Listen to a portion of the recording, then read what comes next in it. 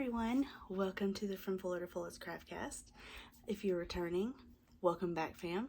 If you're new here, my name is Morgan and I'm your host, and I am so excited to share some things with you today. I've got two finished objects. I've got one whip that I'm going to be ripping out, and I've got two works in progress to share. I also have a bunch of acquisitions, so let's get started. I have on my favorite finished object ever so far in my knitting life, which is my no frills sweater. This is by Petite Knit. I did knit a couple sizes bigger than my actual size. That way it would fit big and cozy. Let me just get up here and show you. This was knit out of all of Fiber for the People.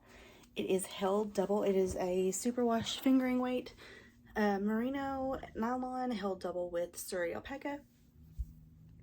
I believe the pattern actually calls for mohair, but I like Surrey alpaca better, so that's what I did. In the colorways Burnt, Saffron, and Match Head. Here in the sleeves and midsection, I did all Burnt for the mohair, but in the midsection I did have Saffron as my single and Match Head at the bottom. I love this sweater. It reminds me of like a campfire. You know how at the top of the campfire, the sleeves at the top of a campfire, the flames turn blue because they're the hottest part of the fire. That's kind of what I was going for with this. It was just kind of reversed because this color looks better against my face than this color. So anyway, I am in love with this finished object. I've worn it every opportunity I got.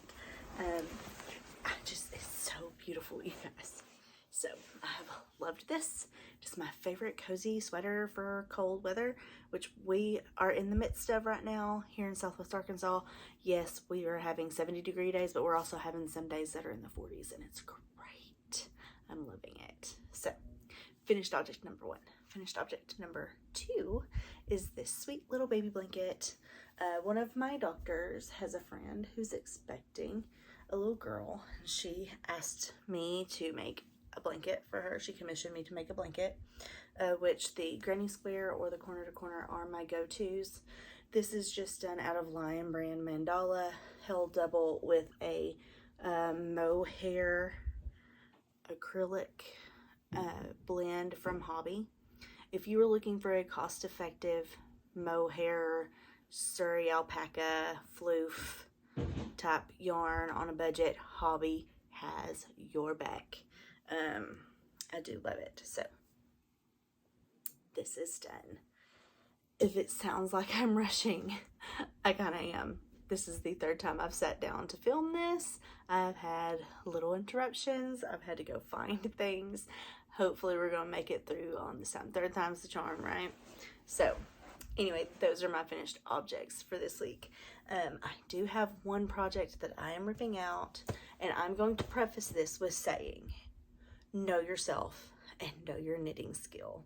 I by no means mean not to try new things, because that's how we grow, but also know your limitations. Don't try something as intense as I did to learn with.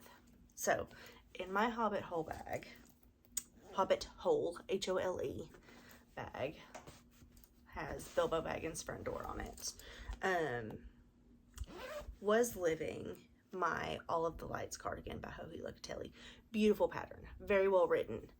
However, I do not have the knitting skills to do this pattern just yet. And I'd rather learn the skills and become competent in the skills and then make this than to butcher this pattern and it will not look as good as it can. So it has not grown any since you saw it. In fact, it has been taken off of the needle so that I will actually rip it out. I do want a cabled cardigan in this yarn, which is the Hobby Diablo Wild Print, which is their mohair acrylic that I told you about. It's 30% mohair, 30% nylon, and 40% acrylic. Super cost effective and just as lovely of a floof. It's super soft. I have loved it. And the Lion brand Kobu, which is cotton and bamboo blend. Super soft again.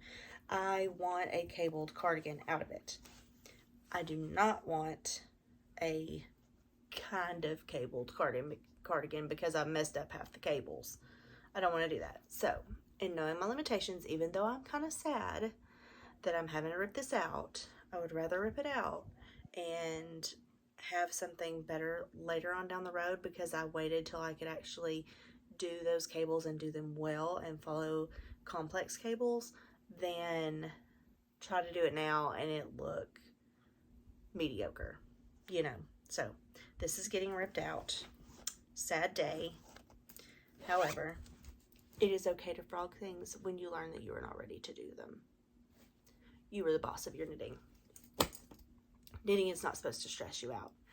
Knitting is to be relaxing and enjoyable and fun, and stressing over that was not fun. So I'm ripping it out. And I've got a few patterns in mind to help me grow in my skills with cables. That said, we're going to move on to works in progress that I'm still working on. And we'll start with this. Y'all haven't seen this in a while. Y'all may have saw this last time. I don't think you did. I don't remember. Anyway, this is my scrappy blanket in all of my acrylic and bamboo weight, you know, all of my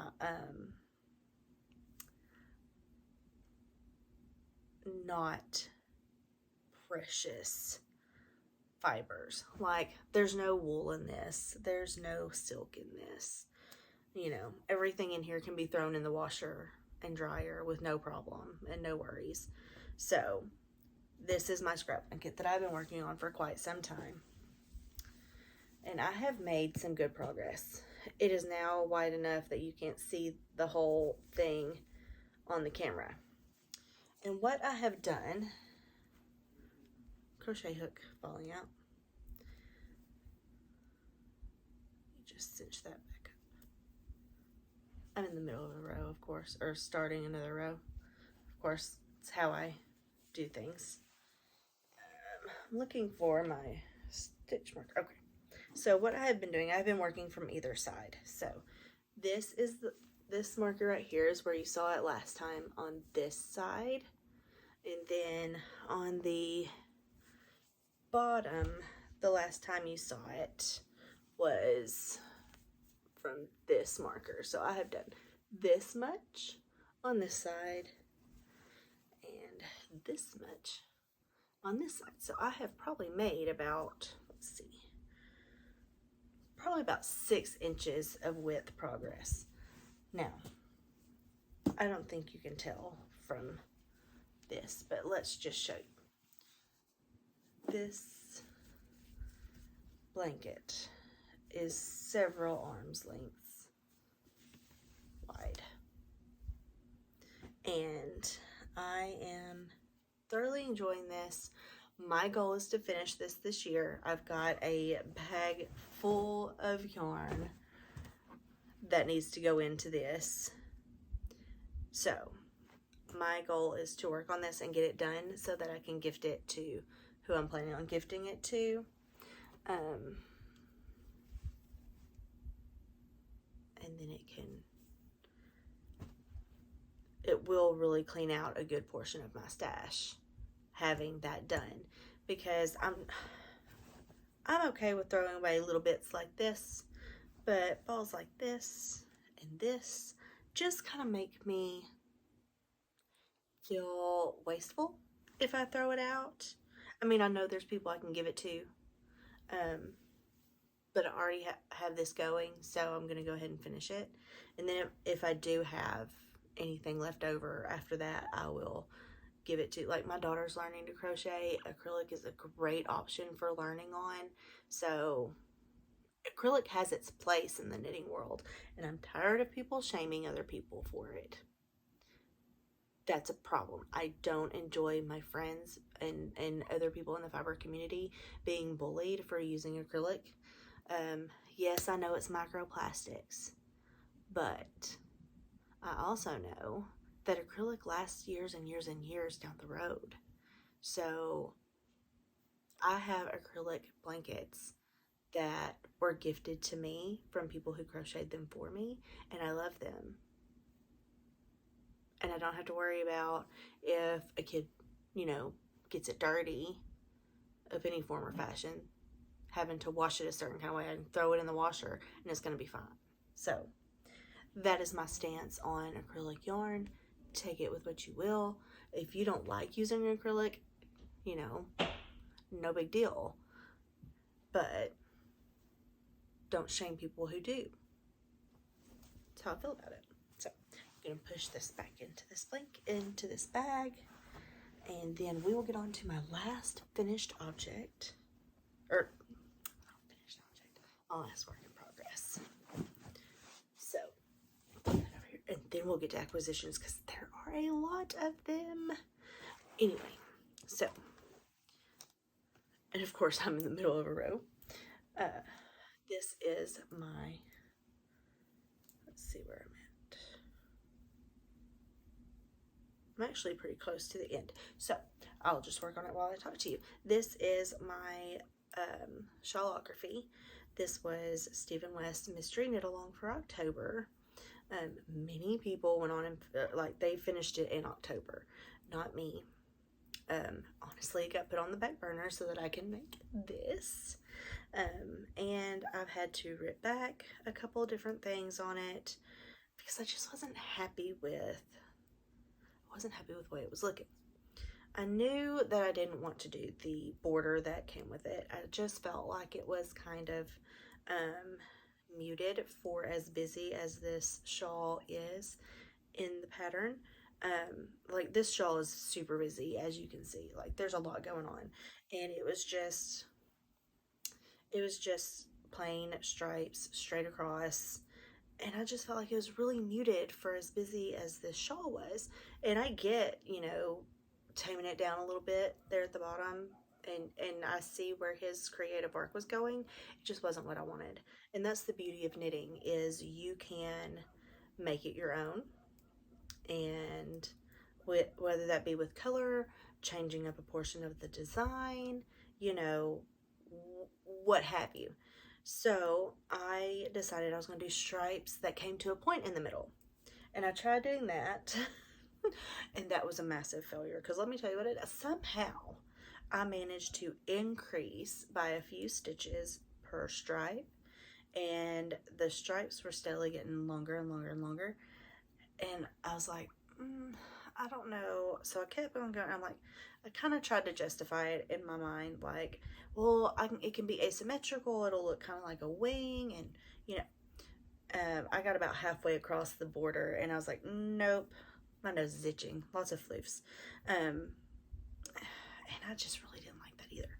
So then it took me about an hour to rip that back, because it's an applied border, so you have to pick up stitches from your edge and work those in, and the X's that are before it are very, very delicate and very tedious, and I did not want to lose any of those stitches and drop them trying to do that. So I was very careful in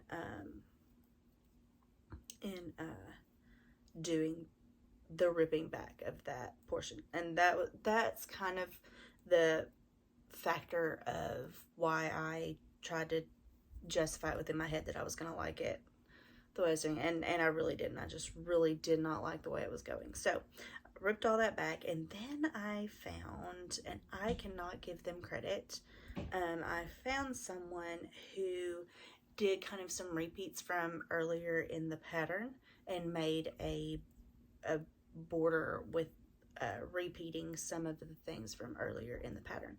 So what they did is they did 3 welts, they did the X's, and they repeated that and ended with the X's and an I-cord bind off. So that's what I've done and started here, and I am on the second set of welts. I'm almost to the end of this. I'm just, bear with me. And I'm liking that much better. And thankfully, there was so much left of the yarn colors, because you had to do those big old stripes, and the pattern calls for those big old stripes.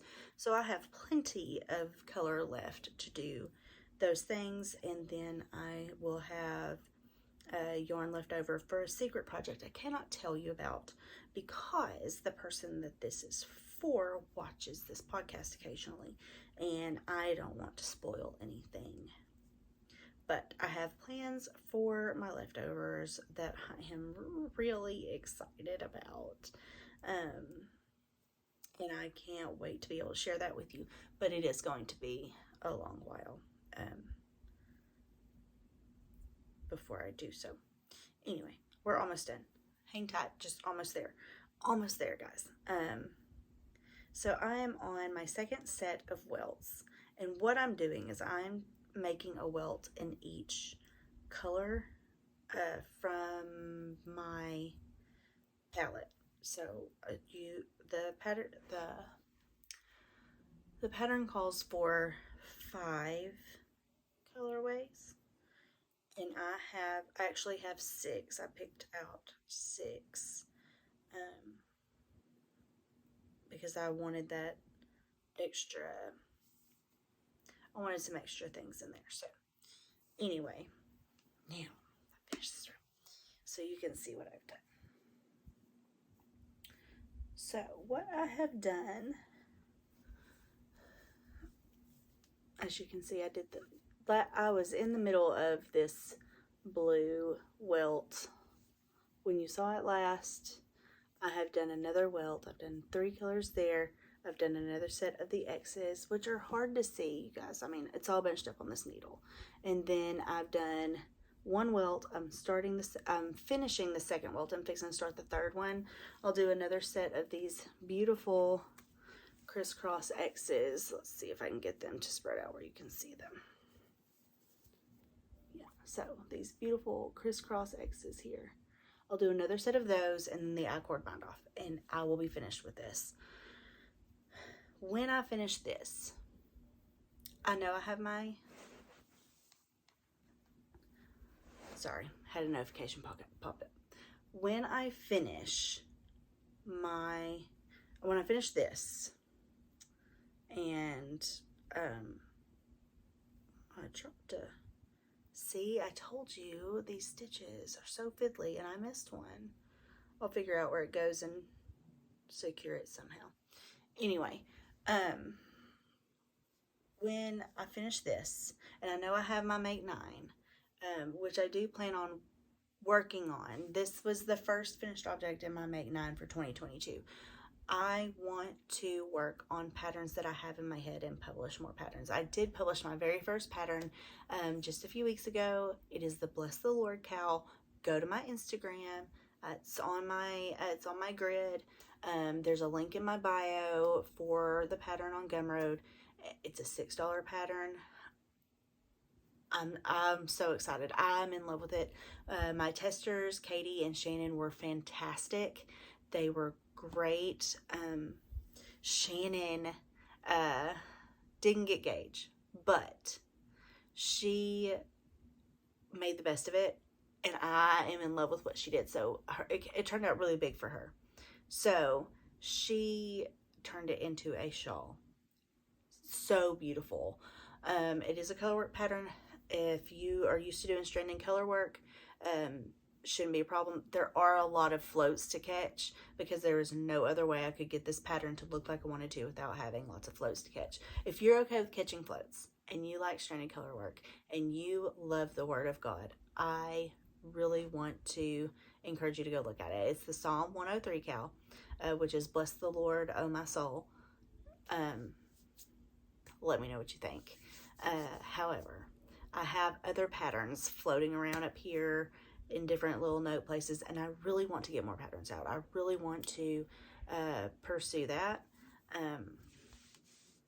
because I just don't find a whole lot of Christian and faith-based patterns very often. And the ones I do find are not necessarily what I'm looking for. So that's the beauty of knitting, is you can make it yourself, and why not share with others while, you know, since you're already creating the pattern for yourself, why not create it for other people too? Because there may be other people looking for that like I was. So I'm going to make a grid for Make 9 patterns to design to go along with my Make 9 of other people's patterns that I want to get done. Anyway, let me get back on track. My shawlography shawl. When I finish this, I am going to make a concerted effort to start writing those patterns so that other people can enjoy them like I do. That is the end of projects. Finished, works in progress, being frogged. That's it with the actual knitting content. I am going to show you acquisitions, and I had a viewer ask me to go into more detail with my knitting journal that I've created. Since I am not on Ravelry anymore, I don't have that platform to keep track of what I've knit. And even though I try to post everything that I finish on Instagram, everything doesn't make it on Instagram. So I don't get true numbers, and I would like to get true numbers. So I have created this knitting journal, and she asked me to go into more detail about what I do in my knitting journal to keep up with my projects. So just my no frills, because I'm going to scoot forward because I wrote it in like bright orange and it's hard to see. So what I've done is I've taken little scraps of the yarn that I used and taped it in here. I wrote the name of the pattern, when I started it, what I made it out of, when I finished it, and then I am going to, you can take pictures off your cell phone and get them printed like little Polaroid pictures, like the Instax cameras. My daughter has an Instax camera, and I thought I was going to do that at first, but I think what I'm going to do is I'm going to wait until I get a few finished objects done and photographed, and then send off to get those printed in the Instax style, you know, the Polaroid style, and I will put a picture on the page of what's finished. I think I may go in and put what needle sizes I used. I'm not 100% sure I'm going to do that, but I may do that. And then I also, in my knitting journal, at the beginning of the year, I put in my Make 9 grid right here. And I shared that a little more with you, but I put my Make 9 grid in there. I'm going to put in which knit-alongs, make-alongs I participated in. I'm going to keep a running track of which ones I participated in. Just for my reference, you know, I'd like to keep track of those sorts of things. And then I have a list of, I have a page of what I made this year, 2022, and I'll just start keeping track of what I made in that year. And then that's my plan for my knitting journal. I hope that answered your questions. You know who you are who had those questions. If you have any other questions about anything in particular, feel free to send me a message. I am available. I may not be able to get right back to you, but I try to get back to you in a timely manner. So anyway, that's my knitting journal. Now, acquisitions. I have a sweet friend who teaches pre-K. Well, she doesn't teach pre-K. She keeps the pre-K kids for Mother's Day out at her church, and she teaches the 2 and 3 year olds on Sunday mornings for their little class. So she goes and I don't know if y'all know this, but Michael's has a $5 mystery box of craft supplies that you can go and get. So she'll get a few of those here and there to do crafts with her kids. And she got several things that were fiber related, and I'm the only person she knows who does anything with yarn crafting, so she brought them to me. I may use some of these for gifts and giveaways. Just start creating a giveaway stash. In fact, I know I'll use a couple of them for that on down the road. We'll just say at 100 subscribers, I'll do a giveaway. She gave me several books, which I'm going to reach for right now, that came in that.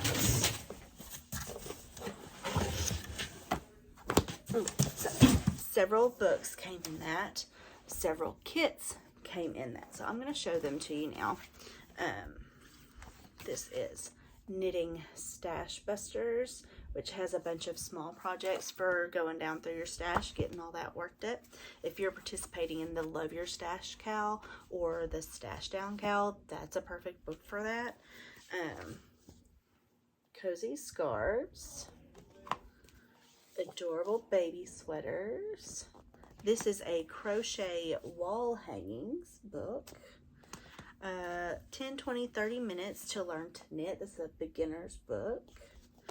Shawls, wraps, and ponchos. And then a second adorable babies sweaters, which I think, you know, I did get 2 of those.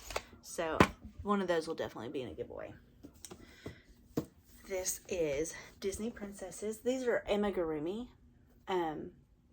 My husband got me a little book of critters to do, and now so she gave me the princesses, and this one is Frozen,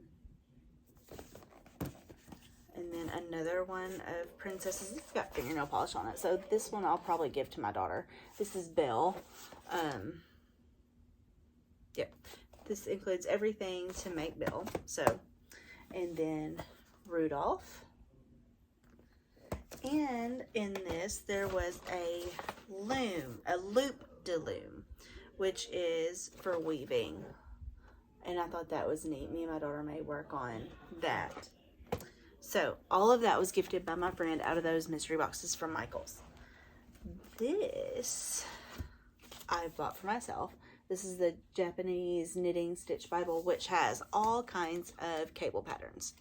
And it also has some patterns in the back, I believe, for actual, like, making something. And I thought this would be a great place to work on and learn cables. So I got this. I'm going to work swatches on cables so that I can get better at cables and make that cabled cardigan I want.